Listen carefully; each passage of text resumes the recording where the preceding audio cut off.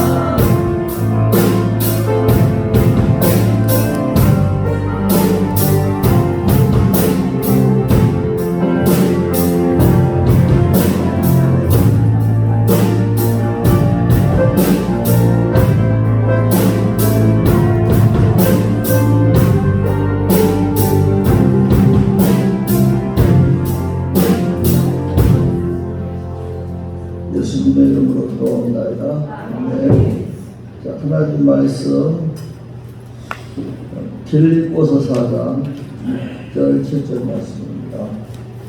빌립보서 4장 6절 7절 말씀.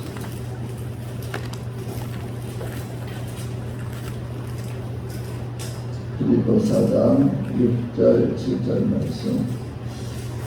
우리 같이 말씀을 받겠습니다. 시작. 아무것도 염려하지 말고 다만 모든 일에 기도와 간구로 너희 구할 것을 감사함으로 하는 줄 알라. 그리하면 모든 지각에 귀한 하나님의 평강이 그리스도 예수 안에서 너희 마음과 생각을 지키시리라. 아멘. 우리 청소년부 특별 찬양으로 하나님 영광을 드리겠습니다.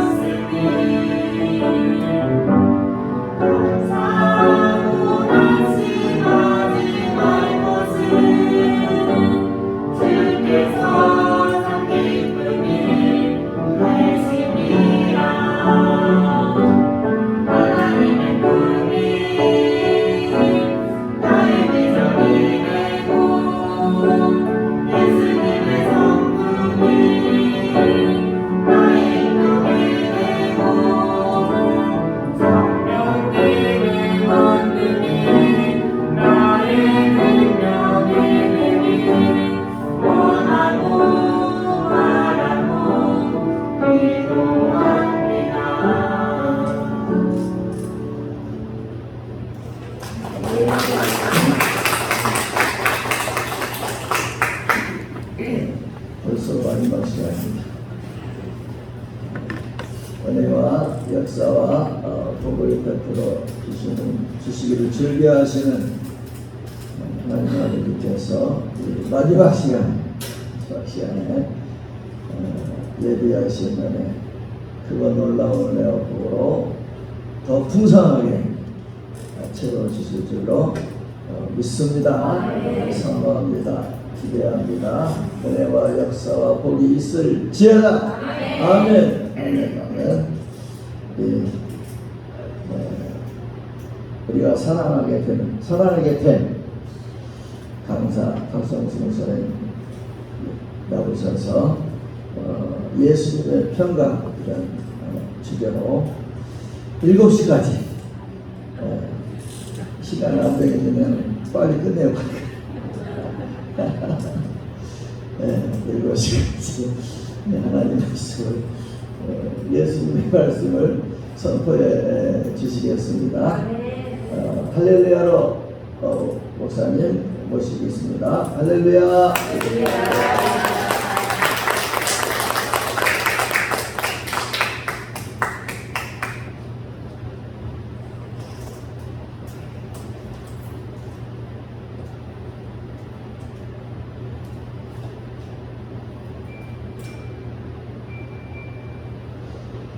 할렐루야. 우리 예수님은 살아계십니다. 살아계신 그 예수님은 하나님이십니다. 그 예수님을 바라보는 자는 항상 기뻐하며 살게 될 것이고, 그 예수님을 바라보지 않으면서 인생을 사는 자는 늘 우울과 불안과 두려움 속에서 살아가게 됩니다. 예수님으로 살아감으로 행복이 마음대로 늘어나고 확대되고 평강이 충만한 은혜 삶을 살아가시기를 바랍니다. 예물 드리신 분들 계십니다. 은혜 받아서 감사합니다. 마음의 권사님 둥하게 해주셔서 감사합니다. 김남순 권사님 항상 하나님께 감사함으로 살아갑니다. 최동호 장로님 오직 예수 오직 성령 충만 하나님 임재 안에 예배하게 하소서. 김진수 성도님 1.번지 성령 충만 건강 더 풍성 한교회 부성장 발전 수철 한목사님 오직 성령 충만 기름부음이 있게 하시고 하나님 임재 안에 예배하게 하소서. 김진수 성도님 기도를 빠지지 않고 간절한 마음으로 아들 직장 문제 해결해 주십시오. 이석 성도님 오명은 성도님 오영민 성도님 일진 조인영 선생님 감사합니다. 김성원자님 감사합니다. 예수님으로 충만한 삶을 살게 하소서. 강조유수 선생님 음식 구원해 주세요. 수민의 가족 구원해 주세요. 전도의 열매가 있게 해주세요. 모든 질병 치료해 주세요. 안예수 선생님 1.문제 조인영 선생님 1.문제 김미성 권사님 1.문제 최동호 장로님 1.문제 양태원 집사님 가족 동생 구해주세요. 건강 그리고 1.문제 이순성 나에게도 하나님의 지혜를 주세요. 언제나 성령 충만한 삶을 살게 해주세요. 자녀들이 하나님을 경외하고 믿음 안에서 순종하며 충성하게 해주세요. 이순성 한경수 정찬 오직 예수님이 준비된 삶을 살게 하소서. 한경수 성도 1.1 하나님과 바라십시오. 하나님의 감사합니다. 건강 교실 믿음생활 잘할 수 있게 해주세요. 김남순 목사님 1.1 오직 성령 충만 기름부음이 넘치게 하고 하나님 임재 안에 예배하게 하소서. 우리 중고등부 학생들이 아침에 소원을 합니다. 앞으로 나와보세요. 중고등부 학생들, 초등학생들 몇 명이나 나오시고 초등학생, 중고등부 학생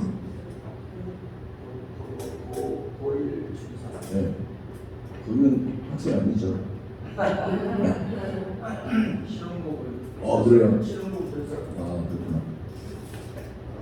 그렇구나. 또 들라고. 근데 드럼도 잘 치고.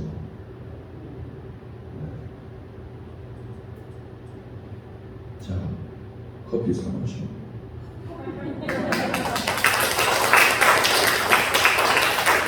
우리 앞으로 우리 한국교회 우리 민족과 열방을 위해서 크게 일할 주님의 제목들입니다.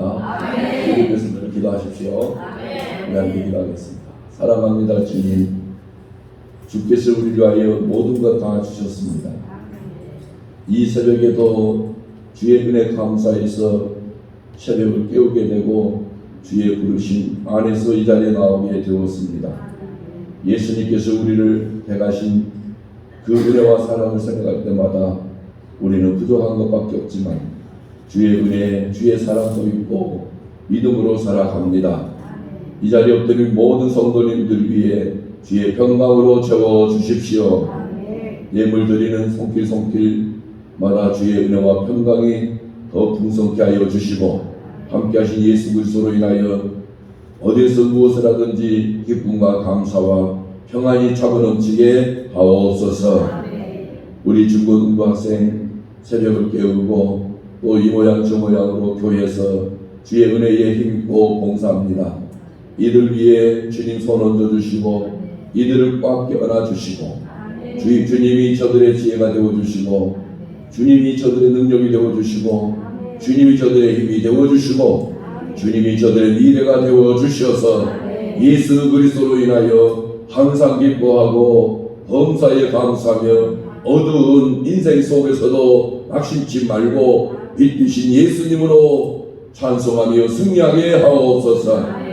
또 신혼부부 주께서 하나 되게 해주셨으니 하나 되게 해주신 예수님 바라보면서 서로가 서로를 잘 섬겨 예수로 차고 넘치는 가족이 되게 하시고 자손 대대로 예수 위에서 가는 은혜가 있게 하옵소서.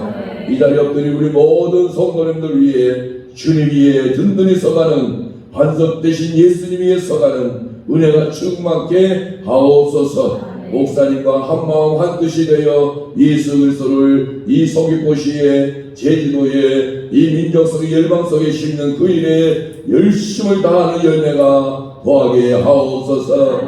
예수님의 이름으로 기도 올려옵나이다. 아멘. 하나님께 영광이 없습니다.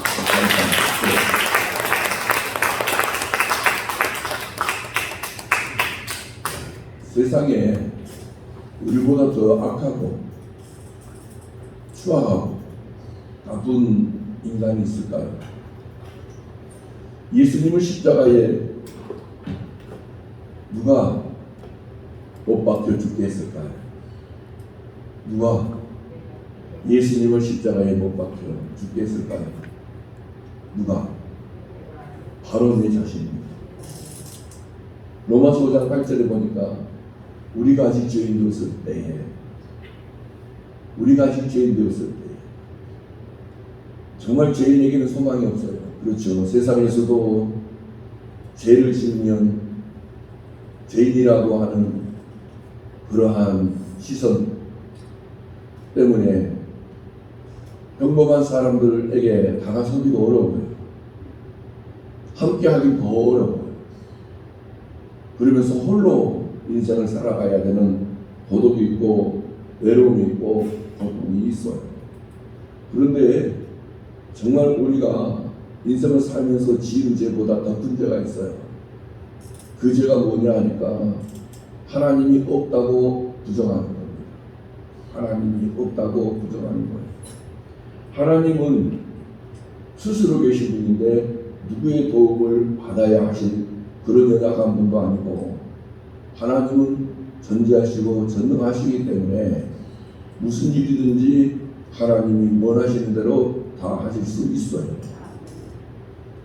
이제 우리가 신학에 대한 책을 읽어보아도 많은 사람들이 예수님을 보지 못하고 그 근처에만 갔다가 멈추는 이유는 뭐냐니까 마태복음을 읽게 되면 하나님이 마태를 부르셨잖아요.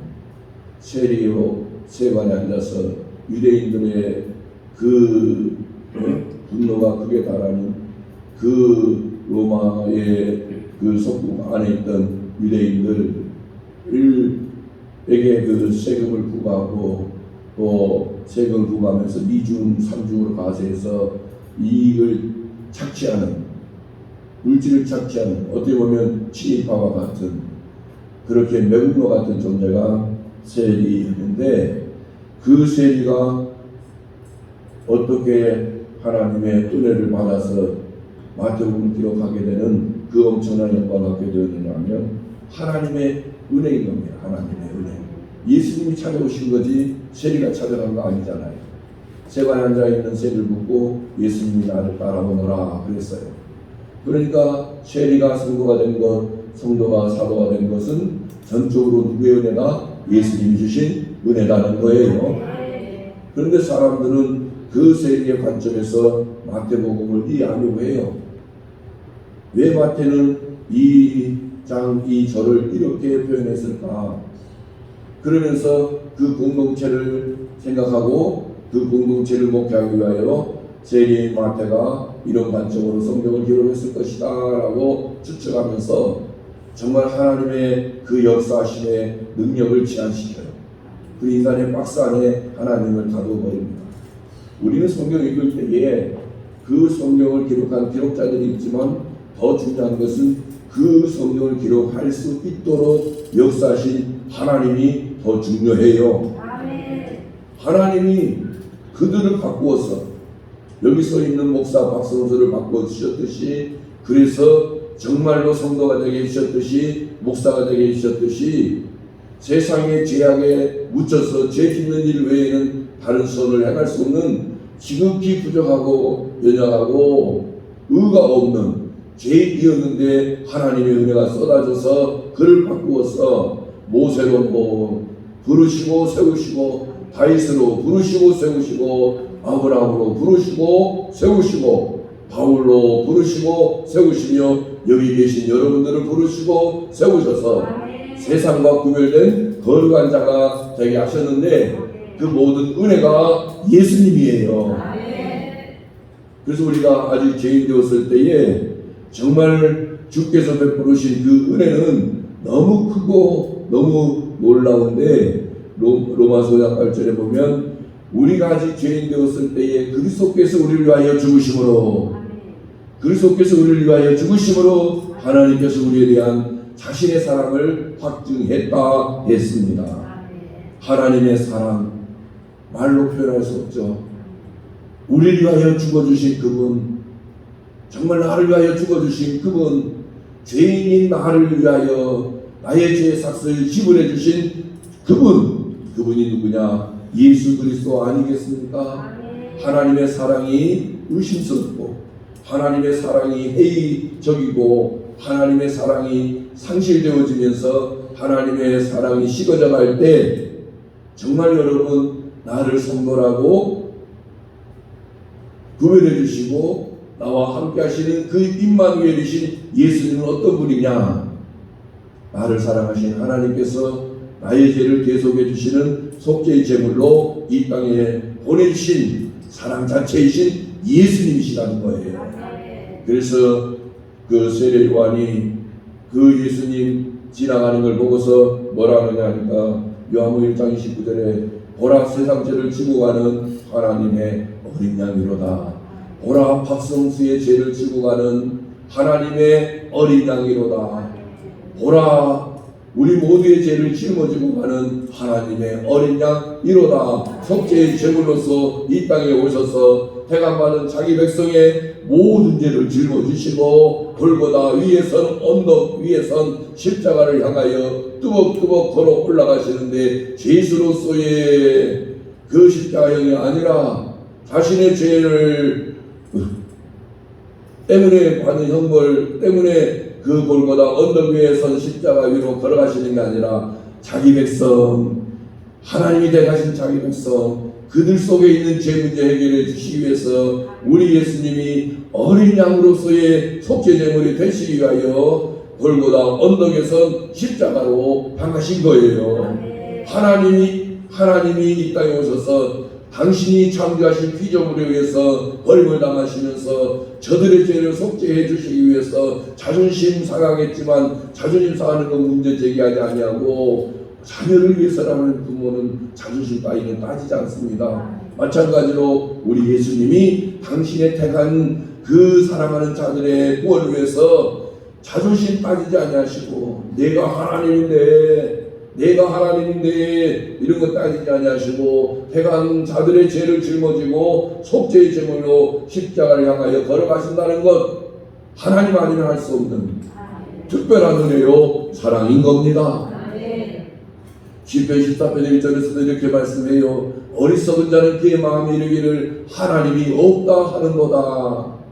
어리석은 자는 그의 마음에 이르기를 하나님이 없다 하는도다 그랬어요. 여러분, 우리가 하나님 부정한다 해서 하나님이 부정당하거나 하나님의 존재가 사라져버리는 게 아니지 않습니까?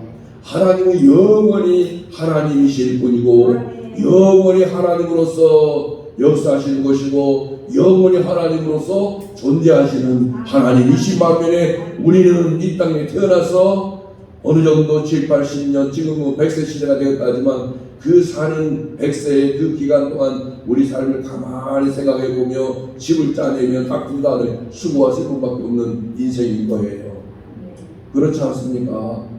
그런데 우리가 감히 하나님을 향해서 너는 없다, 하나님은 없다고 그렇게 미련하고 바보스럽고 멍청하고 어리석기 그지없는 거짓과 죄악을 저지르는 우리 왜 그러느냐는 거예요.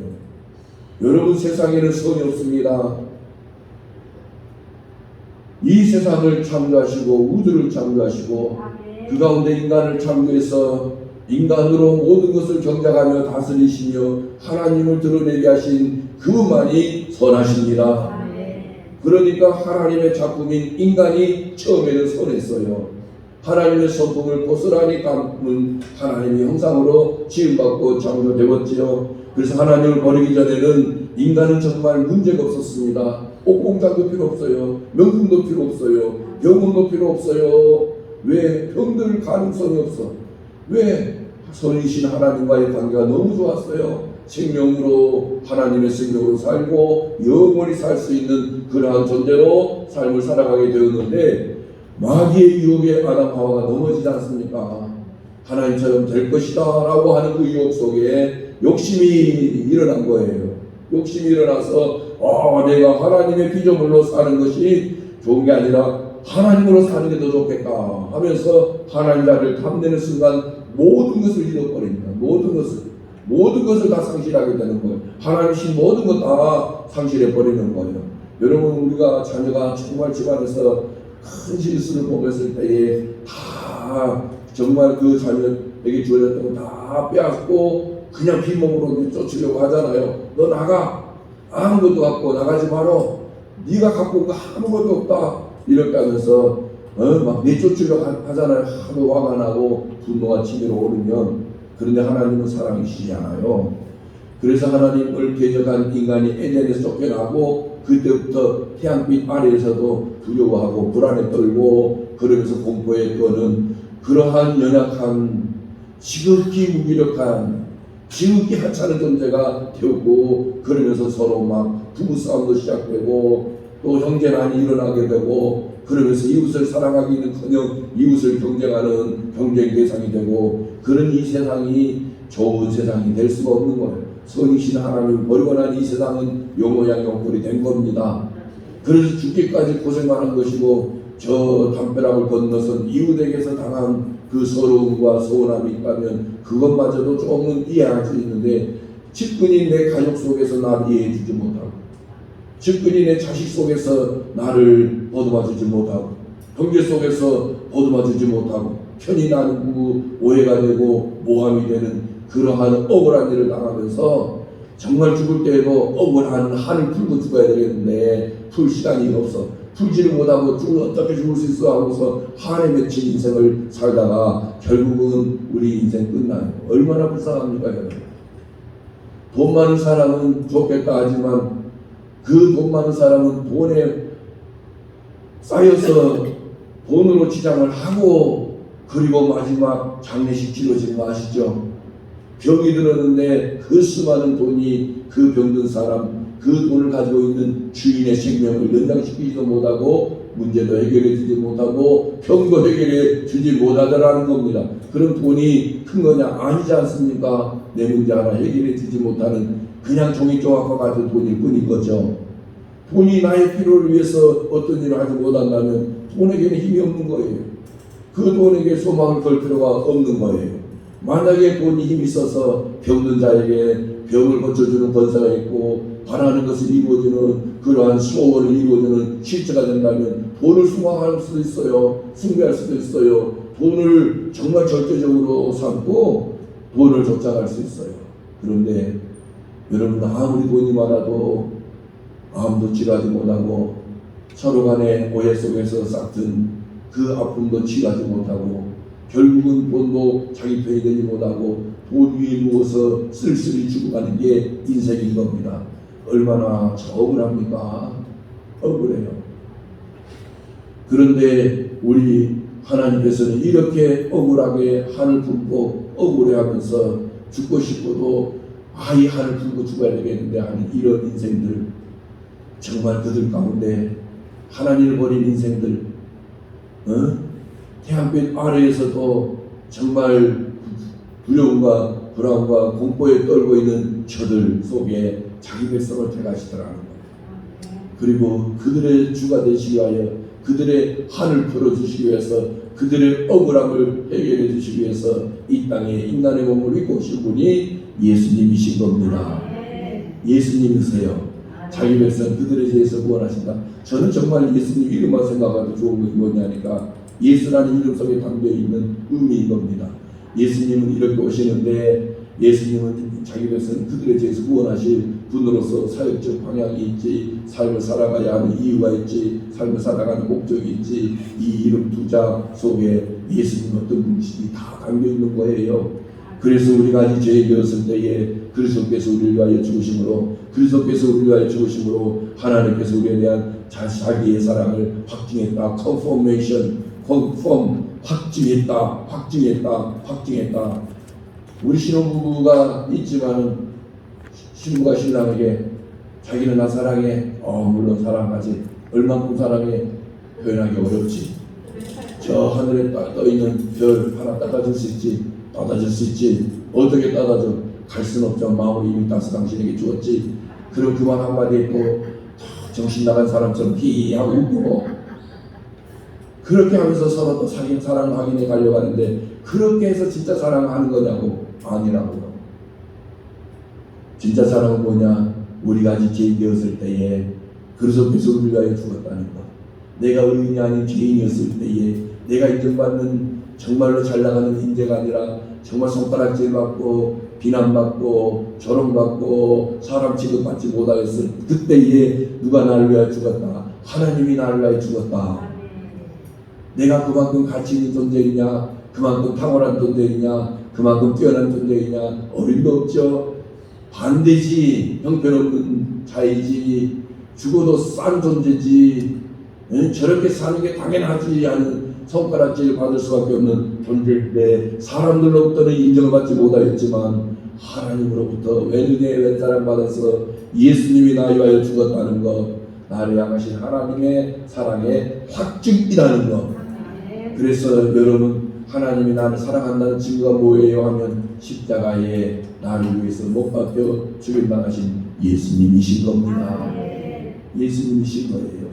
그래서 그 예수님 때문에 우리는 성도가 되고 그리스도인이 되고 예수로 살아가는, 내가 아니라 예수로 살아가는, 내가 그리스도와 함께 십자가에 못 박혀 죽었나니 이게 내가 육체 가운데 사는 것은 나를 사랑하사 나를 위하여 자기 몸을 버리신 예수 그리스도를 믿는 믿음으로 사는 것이다. 그분의 사랑으로 사는 것이다. 우리가 공부를 하는 것도 들에 나가서 풀을 메고 곡식을 가꾸는 것도 바다에 가서 고기를 잡는 것도 돈이 목적이 아니라 정말 나를 이렇게 사랑하시는 그분을 위해서 행하는 거룩한 성역이라고 하는 것. 무슨 일을 하든지 모든 일이 다 나를 구원주신 예수님을 위해서 하는 거예요. 나의 욕심을 채우기 위해서가 아니라 주님을 드러내기 위해서, 주님을 경험시켜주기 위해서, 주님을 흘러가도록 하기 위해서, 주님을 느낄 수 있도록 해주기 위해서 오직 예수 그리스도와의 관계성 속에서 새로워진 나는 새로운 삶을 살아가는 겁니다. 이렇게 예수님 때문에 우리는 거듭나게 됐고 예수님 때문에 우리는 세상의 것을 욕심내는 사람들이 아니라 예수님 외에는 다른 욕심이 없어요. 우리의 욕심은 오직 예수님밖에 없어요. 우리가 바라고 원하는 그 욕망은 예수님밖에는 없는 겁니다. 오직 예수 한 분밖에 없어요. 그래서 예수로 살아가시는 분들은 세상 것 때문에 슬퍼하거나 낙심하거나 좌절하거나 한을 갖거나 이러지 않아요. 정말 우리 예수님이 우리 안에 들어오심으로 인하여 하나님을 버림으로 죄인되었던 자들이 의인이 되고, 의인이 될 뿐만 아니라 이제는 하나님의 사랑을 받는 특별한 존재가 되고, 하나님의 사랑을 받는 특별한 존재일 뿐만 아니라 하늘나라까지 소유하게 되고, 그리고 우리를 지켜주시고 보호해주시고 인도하시며 우리의 구원을 완성해 가시는 그분이 예수님이시다는 것. 탁월하고 특별한 존재가 여기 계신 우리 성도님들과 우리 모두인 줄 믿습니다. 그런데 이렇게 예수님을 통해서 하나님이 죄인된 자들을 찾아보시고 사랑을 쏟아 부어주시는데 아직도 그분을 못 만나서 그분은 내 은혜와 사랑을 받지 못해서 여전히 마음속에 품고 있는 생각 중에 하나가 뭐냐니까 하나님은 없어. 하나님은 없어. 그리고 내 생활 주변에서 일어나고 있는 일들을 통해서 하나님이 계시다면 이럴 수가 없어. 세월호 사건을 꼽으라면 하나님이 계시다면 저렇게 수많은 학생들이 죽고 사람들이 죽을 수는 없어. 그 사람들의 출발은 뭐냐 하니까 하나님께서 출발한 결과가 아니고 인본주의예요. 인본주의. 하나님이 출발하면 왜 저런 사고가 나지? 인간의 욕심인 거예요. 왜 저런 사건이 터질까? 하나님을 모르는 죄인이 행하는 건 죄밖에 더 있겠어요. 그러나 인간에게서 출발하면 하나님이 저렇게 끔찍스러운 재앙과 같은 사고가 일어날 때 막아줘야지. 하나님 뭐 했어? 하고 하나님 원망하는데, 여러분, 하나님 원망할 일이 아니고 아담이 저질러 놓은 죄악의 결과가 우리가 다 지금 보고 경험하고 우리가 당하는 아픔을 피할 수 없는 이 끔찍스러운 인생길을 걸어가고 있는데, 이러한 우리 속에 찾아오신 분이 예수님이신데 그냥 찾아오시느냐고, 자신의 생명을 우리 위하여 주기 위해서 오신 분이 예수님이시라고요. 그래서 그 예수님을 만나기 전에, 그 예수님을 발견하기 전에, 그 예수님으로 녹아지기 전에 사울이라는 이 청년, 사울이라는 이 사람은 유대인에 있어서 열심히 가는 사람이었습니다. 특심이 있었어요. 열정이 대단했어요. 정말로 여러분, 오늘 이 시대 신천지에 있는 애들을 정말로 다 망하는 길로 갔지만은 그들을 정말 그때는 종교 박해가 유대인 외에는 다 예수 믿는 사람들을 박해하고 막 죽이고 막 그랬을 때예요.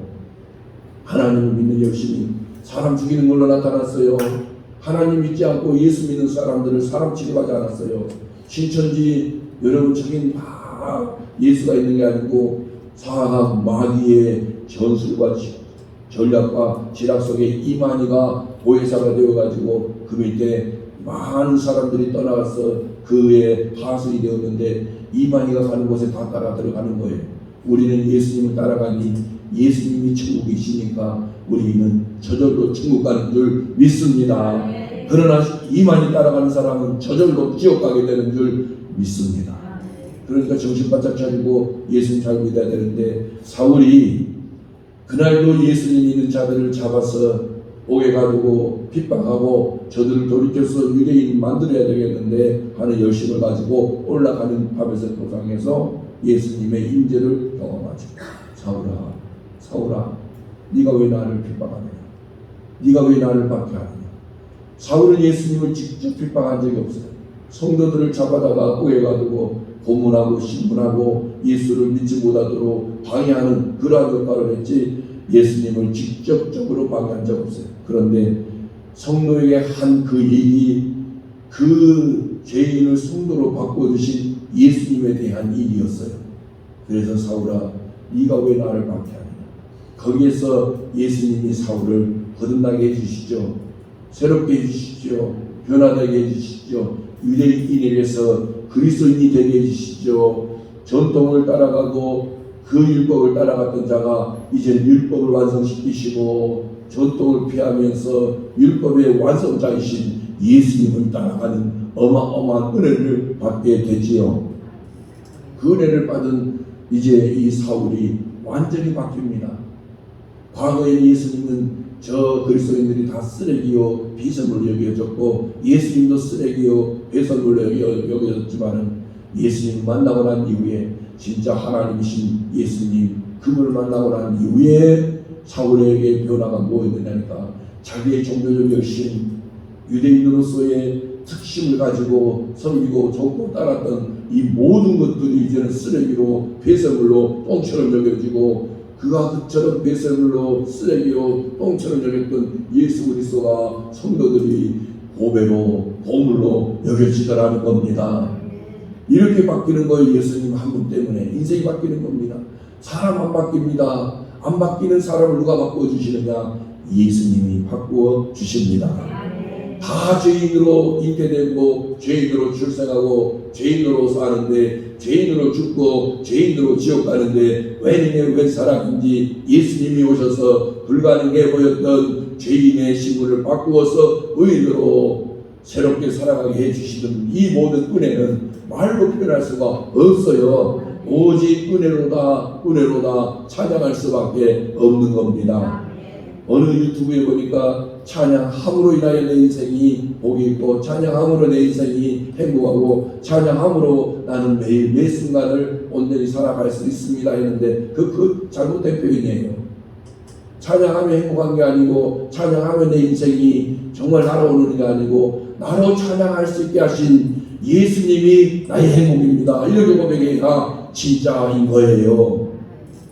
가만히 생각해 보세요. 거듭나지 않고 찬양할 수 있나요? 예수님 만나지 못하고 예수님을 노래할 수 있나요? 예수님의 부르심을 받지 못하고 예배 자리에 올 수 있나요? 예수님의 역사 없이 기도의 자리에 나올 수 있나요? 우리가 이 예배 자리에 나온 것은 예수님이 우리를 택하신 증거예요. 결과예요. 열매예요. 그래서 나는 예배 드리기 좋다가 아니라 나로 예배자 되게 해주신 예수님이 좋다고 해야 되는 거예요. 어느 목사님 저에게 물었다고 했잖아요. 구원받은 이후에 우리는 어떻게 살아야 되느냐고. 어떻게 살기는 구원을 시켜주신 예수님 품에 안겨서 살면 되는 거예요. 갓 태어난 신생아는 엄마 품을 떠나면 죽어요. 그러나 엄마 품에 안겨 있으면 사는 거예요. 신생아를 버리지 않는 엄마는 그 아이의 생명줄과 같듯이 예수님 안에서 거듭난 우리 성도는 예수 품에 안겨 있어야 사는 거예요. 그래서 예수 안에 안겨 있는 성도들은 항상 예배가 그리워지는 거요. 찬양하고 싶은 거요. 그분을 자랑하고 싶은 거요. 우리 엄마 할머니들 보면 자식 손자들 자랑하느라고 막 침이 튀기잖아요. 우리 교회 그 권사님들 보면 하도 이제 자기 자식들 손자 손녀들 자랑하는데 막 서로 다투니까 자랑하려면 2만 원씩 내놓고 했대요. 그런데 2만 원씩도 내놓고 자랑을 하더랍니다. 그렇게 자랑하고 싶은 게 나와 함께 핏줄을 가지고 연결되어 있는 자식들인 거예요. 자식들. 그런데 우리는 그에 관하여 나를 위하여 죽어주시고 나를 죄인의 의인으로 바꿔주시고 나로 예수 그리스도 하는 새로운 존재가 되게 해주신 예수님을 자랑하기 위해서 침 튀겨본 적은 없잖아요. 오히려 그 예수님 말하기가 부끄럽고 창피해서 너 교회 다녀? 그러면 친구 가잖아요. 전도해요. 그러면 제일 어려운 게 전도야. 왜 어려운 일 하십니까? 예수님의 사랑만 받아먹고 그 예수님을 온전히 사랑하지 못하니까. 자기 자신은 그렇게 사랑할 줄 알거든. 손자 손녀는 사랑할 줄 알거든. 그 증거가 침 튀기면 자랑하는 건데 예수님은 나를 이처럼 사랑했는데 예수님 우리를 자랑하는데 우리를 이처럼 자랑하는 예수님에 대하여 우리는 부끄러워하는 거예요. 사랑하는 우리 더 풍성교회 성도님들, 우리 살아가는 은혜의 원동력은 예수님이신 겁니다. 예수님이신 거예요. 그래서 사울이 정말로 예수님을 만나고 나니까 완전 인생이 바뀐 겁니다. 율법에 흐르는 흠이 없던 이 자가 말이죠. 완전히 새로운 고백을 해요. 완전히 깜판의 고백을 하는 겁니다. 나는 사도들 가운데 가장 작다. 여러분, 우리 여기 몇십 명 계시지만은 이분들 중에 내가 작다라고 표현할 수 있는 용감하신 분 계십니까? 어렵습니다. 어떻게 하든지 더 풍성한 교회에서도 더 큰 자가 되기를 원하고 더 인정받기를 원하는 자가 되고 또 더 많은 존중 여김을 받기를 원하는 분이지 내가 가장 작다.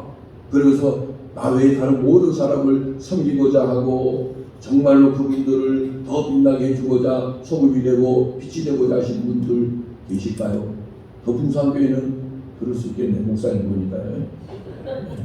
네, 우리 교회는 그러겠어요? 안 그러겠어요? 그럴까요? 안 그럴까요? 조심하셔야 됩니다. 답할 때. 우리의 습관이 안 고쳐져요. 우리의 습관이 안 고쳐져요. 그런데 진짜 은혜 받고 나면 정말로 여러분 부끄러움이 어디 있어요? 자랑하고 싶고 일하고 싶고. 근데 이 사도 바울이 율법이 오는 흠이 없다 했던 사람이 사도들 중에 가장 작다 했어요. 그리고 교회 안에 있는 성도들 중에 지극히 작은 자보다 더 작다고 했어요. 그리고 디모데전서에 가서 보면은 내가 죄인 중에 괴수다 했어요. 어떻게 율법으로는 흠이 없는 자가 사도들 가운데 가장 작고 성도들 가운데 지극히 작은 자보다 더 작고 죄인 중 괴수라고 할 수 있느냐? 사도 바울에게 비춰진 거울은 예수님이거든요. 사도 바울은 늘 예수님을 거울 삼고 예수님으로 채워져서 예수님으로 충만해서 예수님으로 인생을 살다 보니까 그는 정말 유익한 자이고 자신을 이렇게 복된 자가 되게 해주신 분은 예수님이시더라는 거예요. 여러분, 우리가 구원을 받는 데는 두 가지 방법이 있어요. 율법을 지켜서 구원을 받든지 또 예수를 믿어서 구원을 받든지. 근데 우리는 율법을 지켜서 구원을 받을 수 있어요? 없어요? 없어요. 그래서 율법 외에 다른 한 의가 나타났다 했으니 그 다른 한 의가 예수님이신 겁니다. 그래서 율법 쫓아갔던 바울이 계속 율법만 쫓아갔으면 계속 바울도 지옥 갔어요. 유대인들 이스라엘 가서 보면 통곡의 벽 앞에 가서 막 기도하고 남자 여자 구별해서 기도하는데 저들의 열심과 저들의 거룩한 저 기도의 행위가 저들에게 보이느냐? 어림도 없습니다. 우리는 저들이 기도할 때 뭐 했어요? 먹고 마시고 놀고 막 이랬어요. 그런데 저들에게 예수님이 가신 게 아니라 먹고 놀고 마시고 죄진 우리에게 예수님이 오셔가지고 누구든지 예수를 믿기만 하면 너와 내 집이 구원을 받는 거예요. 그래서 구원 받아서 저들과 우리의 경건의 무게를 재어보니까 저들의 무게가 훨씬 더 많지, 우리는 가볍지. 그런데 왜 능력입니까? 예수님이 우리를 구원해 주신 사랑인 거예요. 그래서 예수님은 자기 백성들에게서 구원해 주시는 분. 이렇게 예수님 만나고 나니까 사도 바울은 작아지더라는 거예요. 은혜 받고 살아가는 자기와 같이 은혜 받는 성도들보다 더 작아지더라는 거예요. 예수님으로 살아가는 성도들의 삶의 특성이 바로 그거예요. 그래서 사도 바울이 예수님 만나니까 정말로 하나님께서 사도 바울을 택정하시고 부르시면서 사역의 방향성도 주는데 베드로는 유대인 그리스도인들을 위해서 또 사역을 해야 되고 바울은 이제 이방 그리스도인들을 위해서 일해야 되니까 예루살렘을 떠나고 안디옥에 파송을 받아가지고 소아시아 지역을 중심으로 그리스에도 저 로마에까지 바울이 가잖아요. 가기를 원해요. 그리고 복음을 뿌리는데 그 복음을 뿌린 최초의 유럽 교회가 빌립보 교회입니다. 그곳에 복음이 뿌려진 거예요. 이 제주도 땅에 최초로 복음을 들고 와서 복음을 뿌린 누군가가 계셨겠죠. 그분이 받은 핍박은 이루 말로 표현할 수 없이 많았고 컸고 지독했겠죠. 지금보다 그때가 더 어려웠겠죠. 그게 사도 바울이 들고 간 복음 어떤 복음이냐니까 고린도전서 2장 2절에 있는 말씀처럼 내가 너희 중에서 예수 그리스도와 그가 십자가에 못 박히신 후에는 아무것도 알지 아니하기로 작정했다. 아무것도 알지 아니하기로 작정했다. 어떤 예수님? 십자가에 못 박혀 죽임당하신 예수님.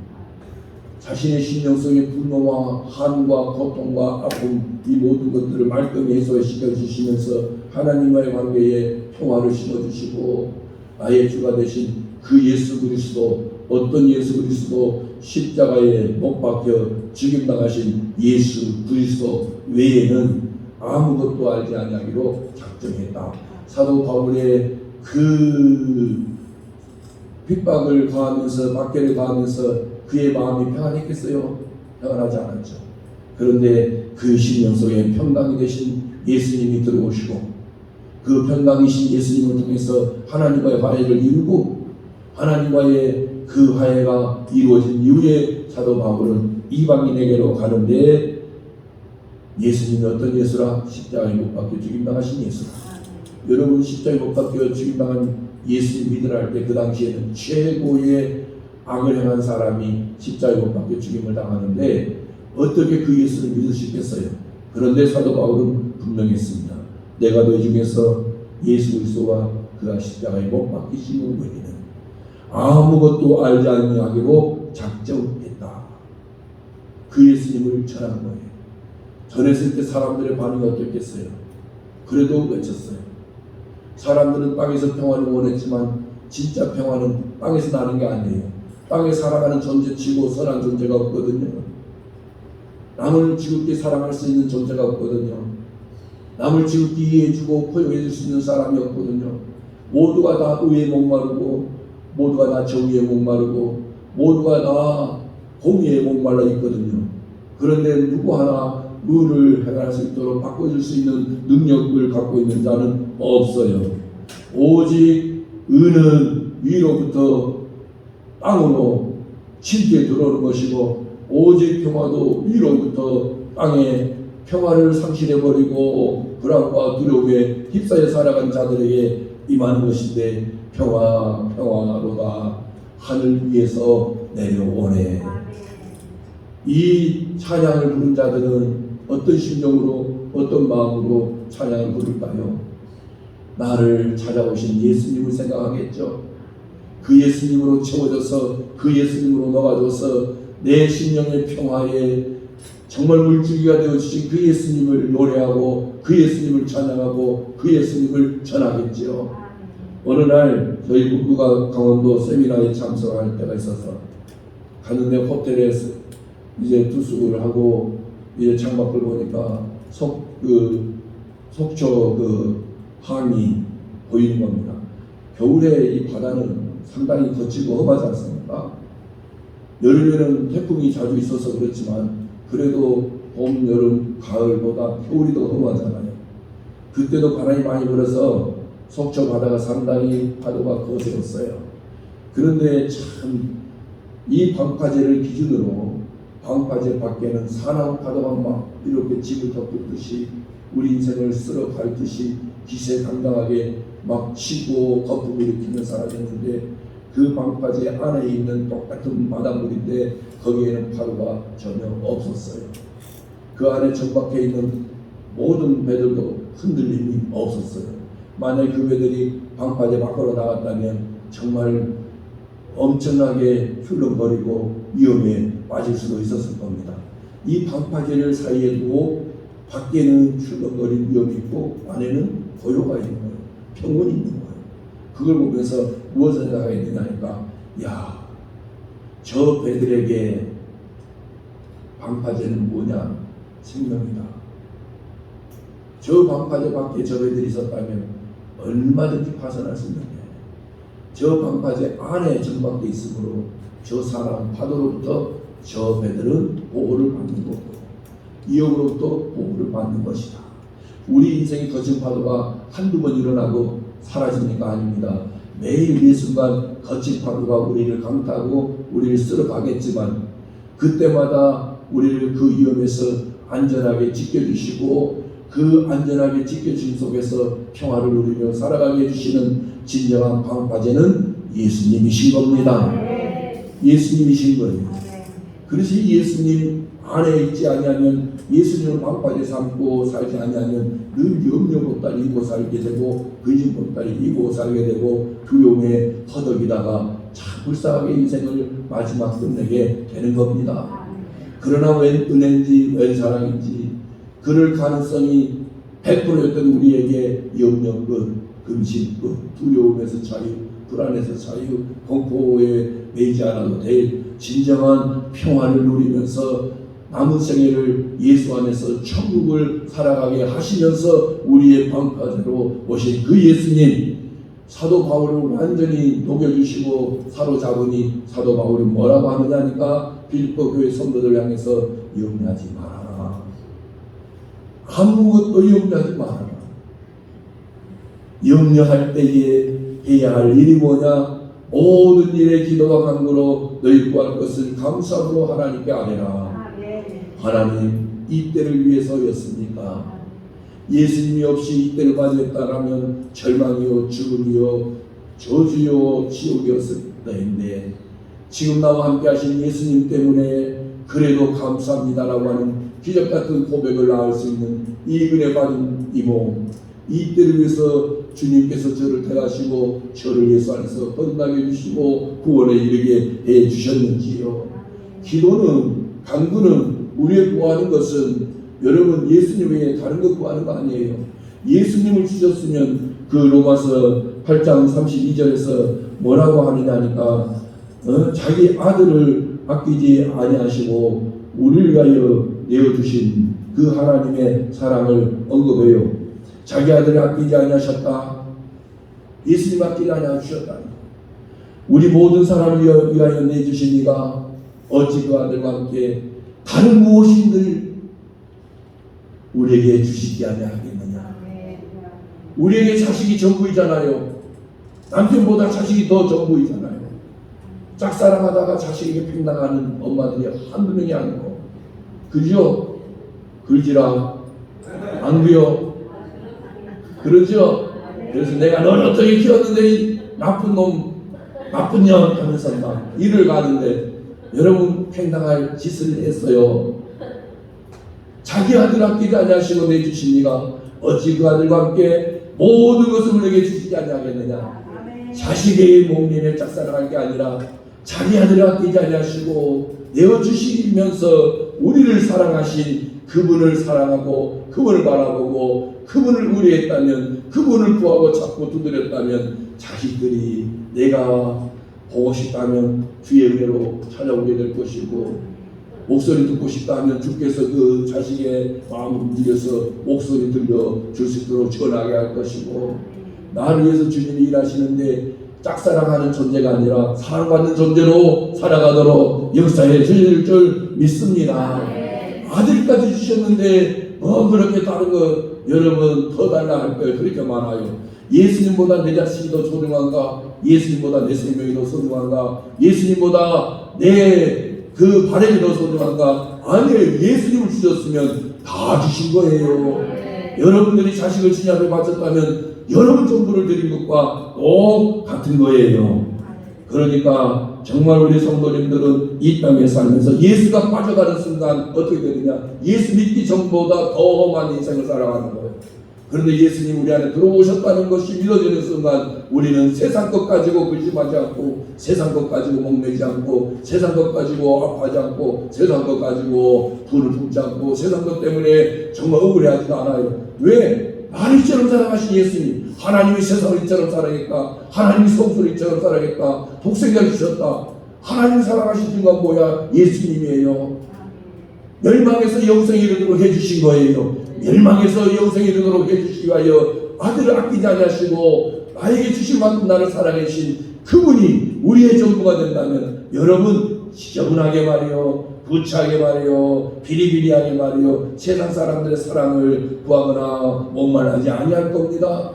우리 예수님에게는 우리가 어떤 존재냐? 사슴이 시냇물을 찾기에 달려간 것처럼 우리를 구원하시기 위하여 갈비가셨고, 우리의 구원을 위해서 십자가 위에 죽으면서도 다 이루었다 하실 정도로 우리의 구원이 예수님에게는 전부였어요. 그러니까 그 은혜 그 사랑받는 우리는 영영 아니라 예수 그리스도로 인하여 우리 마음이 요동쳐질 때에 다시 평정을 되찾고 다시 부동심을 가지고 오직 예수로 기뻐하고 감사하면서 평화로다. 하늘 위에서 나에게 오신 예수님이 나의 평화로다. 그 평강을 주신 예수님으로 내 자식들도 평강을 누리며 살아가기를 바라고, 내 이웃들도 그 평강을 누리며 살아가기를 바라면서 항상 예수로 담고, 항상 예수로 채우고, 항상 예수로 내 마음이, 항상 예수로 내 생각이 채워지면서 내 입술을 통하여 쏟아부어지는 내 마음의 모든 것들이 내 손과 발로 드러나는 모든 행위가 바로 그 예수로 충만함 속에서 쏟아져 나오는 예수로 행하여 줌으로 인하여 나에게 뿐만 아니라 모든 사람들에게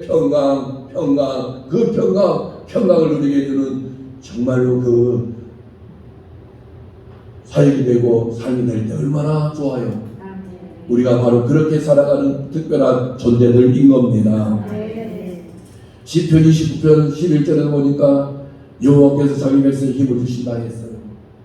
여러분 연세 많아지신 것이 기분이 나빠요? 서운해요? 아니면 좋아요? 좋죠? 기분 나쁜가 봐요. 그러면 하늘에 떠있는 태양을 향하여 명령하시죠. 태양아 멈추어라. 나를 위해서 멈춰다오. 네가 지면 하루가 지나가지 않냐? 네가 지나가면 안 되겠다. 태양아 멈추어라 하고 명하세요. 그리고 태양을 묶어두세요. 그러면 항상 그날 아니겠습니까? 근데 묻고 놀 능력이 없다면 그냥 감사하시고 그냥 따라가세요. 그 태양을 누가 움직이시는데? 하나님이 움직이시잖아요. 밤에 달을 누가 뜨게 하시는데? 하나님이 뜨게 하시잖아요. 왜 태양과 밤하늘에 별, 달을 달아놓을까? 우리가 하나님을 버리고 나니까 죄는 어둠의 상징되지, 의는 날 빛의 상징되지. 근데 저 태양이 우리의 의를 드러내니까 아니고 저 밤하늘 어둠이 우리의 죄를 완전히 대신할 수 있는 그런 게 아니에요. 사실 밤도 하나님 장도 있어요. 왜? 어둠만 휘내리니 소망이 있는 거예요. 쉰다, 땀을 멈춘다, 땀을 씻어낸다, 이제는 내 고단한 몸을 침대에 눕힌다, 그리고 에너지 충전한다, 밤이 온다, 밤이 온다. 그리고 주님 팔베개 하고 자잖아요. 또 아침이 동토는 거예요. 슬며시 어둠을 밀어내고 잠에 치여 있는 나의 살갗을 따뜻하게 보듬어 주시면서 포옹해 주시면서 나를 깨우시면서 나로 그 잠에서 깨어나게 하신 주의 사랑. 그리고 일터에 가서 또 일할 때에도 내 힘이 아니라 주의 힘으로 일하면서 하루를 시작하고 하루를 주의 은혜로 완성하고 또 쉬고, 이게 주님 안에서 이루어지는 하루의 삶이에요. 그런데 우리는 여러분 세월이 흘러가는데 세월이 흘러가는과 함께 비례되는 게 뭐냐? 삶에 대한 노하우, 지혜예요. 할머니 할아버지들의 노하우, 지혜를 어떻게 젊은 애가, 저도 이제 59입니다. 이제 젊지 않죠. 근데 20대 저 신혼부부가 그분들의 지혜를 누가 알 수 있겠어요? 없어요. 저들이 70년을 살아봤겠어요? 저들이 80세를 알겠어요? 저도 80 몰라요. 저희 아버지가 88, 저희 어머니가 87이지만 그 88, 87년은 그 연수를 채워보신 분들만이 아시는 것인데 88년을 지내고 87년을 살아와도 그래도 항상 평화는 누구이냐? 예수님이시더라.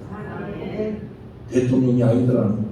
여러분 누구 뽑았어요? 이진을 뽑았어요? 윤석열 뽑았어요? 그리고 실망했어요? 아니 기분이 좋아요? 여러분 잠깐 5년 채우고 사라지는 대통령이 우리의 복지도 아니요, 평강도 아니요, 생명도 아니에요. 주님께서 잠시 세웠다가 우리를 위하여 치안을 유지하게 하고 질서를 이어가게 하는 그 수단을 쓰는 것이지, 진정한 평강은, 진정한 힘은 예수님이신 겁니다. 여호와께서 자기 백성에게 평강의 복을 주시리로다. 예수님을 복으로 주신다는 거예요. 예수님 만나면 평화가 시작되는 거예요. 전쟁이 멈추는 거예요. 갈등이 멈추는 거예요. 다툼이 멈추는 거예요. 왜 다투고 왜 갈등하고 왜 싸우느냐? 평화로다. 하늘 위에서 내려오시네. 죄 문제를 심어내 주시고 의를 심어주신 예수님이 없기 때문에 싸우는 거고 갈등하고 다투는 거예요. 그런데 정말로 여호와께서 자기 백성에게 평강의 복을 주시리로다. 복 중의 복이 예수님이신 줄 믿습니다. 그러면서 이사야서 10장 2절을 보니까 보라, 하나님은 나의 구원이시라. 내가 신뢰하고 두려움이 없으리니 주 여호와는 나의 힘이시며 주 여호와는 나의 노래시며 주 여호와는 나의 구원이시니라. 내가 왜 저 사람을 사랑할 수밖에 없나? 내가 왜 이 자리에서 정말로 더러운 일을 하면서도 기뻐할 수밖에 없나? 왜 저희는 나에게 버겁고 있는데 저희를 감당할 수밖에 없나? 예수님이 나를 구원하기 위해서 나를 평화의 삶을 살아가는 주인공이 되게 해주시고자 치르신 값, 십자가에서의 죽음, 그분 생각하면 우리는 무슨 일을 안 할 수가 없고 무슨 일인지 할 수밖에 없는 겁니다. 아무것도 염려하지 말아라. 다만 오직 모든 일에 예수 찾아라. 예수께 아뢰라. 예수님께 나와 엎드려라. 예수님께 엎드려 울부짖어라. 저희 어머니의 그 특징 중에 특징이 뭐냐니까, 남편 때문에 자식 때문에 속이 상하거나 두려움이 밀려올 때는 하나님 앞에 가서 울었대요. 그러니까 옆에 있는 그 동네 같이 신앙생활 하시는 연세가 더 많으신 분이 그러시더랍니다. 너는 왜 그렇게 시도 때도 없이 교회를 들락거리냐? 그러니까 형님 그런 말씀하지 마시오. 나에게는 자식이 7명이나 있지 않소. 혼자 7명 키워본 경험이 있어요. 항상 일이 터져요. 항상. 그러니 내가 누구 앞에 가서 할소연을 하겠으며 누구 앞에 도움을 청하겠어요? 주님 외에는 없잖아요. 그럼 울지 말고 그냥 기도하지, 마음을 질질 짜고서 기도하냐? 당해보시오. 당해 봐야 알지. 울음밖에 안 나와. 울음밖에 안 나와. 울음밖에 안 나와. 그래서 우리 어머니는 속상할 때마다 때로는 우리 집 앞에도 했어요. 그래도 그분은 주님 앞에 가서 울었대요. 울부짖었대요. 그럴 때마다 주님이 주신 음성 내가 있잖아. 그리고 항상 평화를 누리게 해주셨어요. 제가 아는 저희 어머니 아버지는 성실했어요. 세상에서 제가 예수님 앞으로 존경하는 분이 저희 아버지 어머님이신데 정말 7명 중에 하나도 버리지 않았습니다. 다 그래도 막내가 40대 중반이 넘었는데 주의 은혜로 예수님 믿고 나아가는 거예요. 사랑하는 성도님들, 우리의 평강은, 우리의 기쁨은, 우리의 감사는 우리를 위하여 이 땅에 오신 예수님이십니다. 오늘도 그분은 우리에게 힘이 되시고 은혜가 되시고 구원이 되시는 거예요. 우리의 마음과 생각에 무엇으로 채워지느냐에 따라서 평안을 누릴 수도 있고 불안해질 수도 있는데 모든 지각에 뛰어난 하나님의 평강이신 예수님이 우리의 마음을 채우시고 우리의 생각을 채워주실 것이니 그 예수님을 바라보시는 분만 오늘이 평강의 날이 될 줄 믿습니다. 평강의 삶을 살아내는 주인공이 될 줄 믿습니다. 나는 평강을 이루기에 역부족이고 통역시 부족해도 내 안에 계신 예수님으로 우리는 평강을 노래하며 평강을 심으며 평화를 맛보게 하는 정말로 하나님의 사신으로서 대사로서 사명자로서 오늘 누구를 만날지라도 그들에게 예수님을 경험시켜주는 최고의 복된 삶을 살아가게 될 줄 믿습니다. 예수님의 평강으로 내 삶이 평온해요. 예수님의 평강으로 우리는 사랑 거친 파도와 사랑 바람과 사랑 마귀 공격에서도 우리는 안전해요. 예수의 평강은 사라지지 않습니다. 예수 주신 평강은 사라지지 않습니다. 러시아와 우크라이나의 화해는 예수님으로 시작될 수 있는데 저들 속에 예수님이 임하셔야 되는 것. 남과 북의 화해도 예수님으로 시작이 돼야 완전한 것. 너와 나의 사이의 불화도 예수님으로 시작돼야 완전한 화해, 평강이 시작되어지는 거예요. 정말 우리 삶의 불안의 요소 모든 것은 죄로부터 시작되어진 겁니다. 다툼도 죄로부터 시작되어진 겁니다. 싸움도 갈등도 다 하나님을 부인하는 그 자기 중심적인 죄로부터 시작된 거예요. 죄는 하나님이 없다고 믿는 거예요. 죄는 하나님을 인정하지 않는 게 죄예요. 그러나 하나님을 인정하는 건 의요, 구원이요, 영생인 줄 믿습니다. 거기에 따라오는 열매가 평강인 겁니다.